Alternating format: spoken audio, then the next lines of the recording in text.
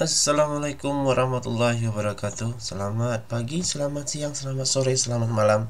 Baik, pada kesempatan ini saya akan berbagi tutorial kepada teman-teman semua tentang kembali kita sebagai dosen rutinitas mengisi BKD LKD di setiap semesternya. Pada semester ganjil 2021-2022 itu pengisian BKD LKD sudah bisa dilakukan menggunakan aplikasi sister masing-masing perguruan tinggi. Nah, caranya adalah yang pertama, kita masuk di web sisternya perguruan tinggi, kemudian login menggunakan akun dosen. Setelah login berhasil, nanti akan muncul di halaman beranda seperti ini. Langsung pilih ke layanan BKD dan rekap kegiatan.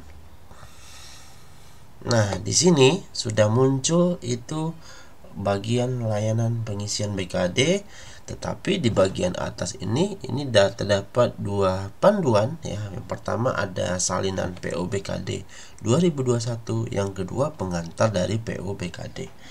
Nah, untuk mengisi BKD ganjil 2021-2022 dapat langsung mengklik pada bagian laporan dengan cara mengklik button belum diisi dengan isi laporan kinerja. Nah, sampai di sini Bapak Ibu berarti sudah masuk ke layan pengisian BKD LKD. Nah, di sini ada setidaknya 7 bagian yang mesti Bapak Ibu isi. Ini diisi dari penginputan melalui aplikasi sister ini, di mana masing-masing ada porsinya. Nah, yang pertama kita cek. Ternyata ini adalah data pribadi kita. Nah, di sini berupa data nama, NIP ini nomor induk pegawai di kampus masing-masing, NIDN ya. Status dosennya apakah dosen dengan tugas tambahan, dengan dosen biasa. Kemudian ada jabatan fungsional ya, ini ada asisten ahli, lektor kepala, guru besar atau profesor. Nah, di sini nanti akan muncul kalau dia dosen dengan tugas tambahan, di sini akan muncul jabatannya. Kemudian status serdos atau sertifikasi, tersertifikasi jika sudah tersertifikasi. Jika belum, nanti di sini belum. Nah, itu dia. Kalau data ini dia berbeda, kita dapat melakukan update dengan cara mengklik tombol update biodata. Nah, setelah itu dia akan ada informasi tidak ada perubahan biodata. Jika itu tidak ada perubahan, berarti kita bisa masuk ke step selanjutnya. Nah, di step ini adalah pelaksanaan pendidikan. Ini bagian kita penginputan pengajaran kita. Nah, di sini bagi dosen PNS ini ada namanya diklat prajab, tapi kalau dosen yang non PNS ya, itu tidak ada. Berarti kalau pengajaran di sini atau pelaksanaan pendidikan, kita fokus ke poin A ya, pelaksanaan perkuliahan ya. Di sini saya sudah masuk 2 mata kuliah saya yang sudah terdaftar melalui PD Dikti yang diimpunkan oleh admin PD Dikti. Nah, nanti kalau belum masuk bisa mengklik tombol ini dengan atau tombol tarik kinerja, klik saja. Nah, di sini akan muncul. Jika ada yang baru maka dia akan muncul. Jadi masing-masing ada bagiannya. Oke. Kemudian apabila sudah, pastikan Bapak Ibu merubah data dulu dengan cara klik tombol aksi ubah data.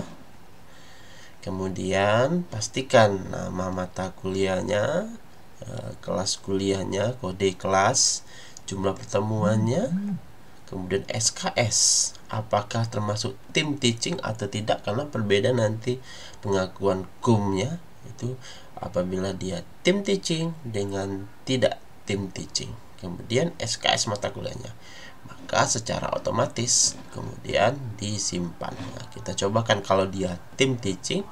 Kalau ini dia tidak tim teaching adalah 3. Kalau tim teaching dia menjadi ini, maka ketika dirubah datanya dia akan berbeda. Hukumnya akan berbeda nanti, lebih kurang. Nah, itu. Oke, kalau ini saya nggak tim teaching ya. saya ganti dulu, tidak. Kemudian SKS nya ini saya simpan. Oke, setelah berhasil disimpan berarti sini. Nah, di sini ya bagian mata kuliah kedua, kenapa saya kasih beban lebih?